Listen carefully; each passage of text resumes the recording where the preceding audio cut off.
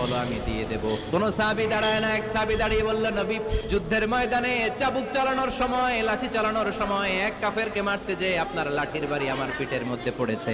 আপনি যেহেতু এই কিসাসটা আদায় করতে চান, আপনার পিঠে আমি লাঠির বাড়ি মেরে এটারে শোধবোধ করে দিতে চাই। সাইয়েদনা ওমরে ফারুক হাতের জামা এরকম করতে শুরু করছে, আয় এদিকে আয়, তোরে শোধবোধ করাই। বিশ্বনবী বললেন, ওমর রাখো, এটা বান্দার হক, মিটাতে দাও। বিশ্বনবী বললেন, আসো তুমি এসে আমার পিঠে লাঠি দিয়ে চাবুক দিয়ে বাড়ি মারো। সাহাবী বলে, ও নবী, যখন আপনি আমার চাবুকটা পিঠের মধ্যে মেরেছেন, আমার পিঠে তখন জামা ছিল না। আপনি যদি যথা নিয়মে কিসাসটা আদায় করতে চান, আপনার জামাটা খুলেন, খালি পিঠের মধ্যে বাড়িটা মার।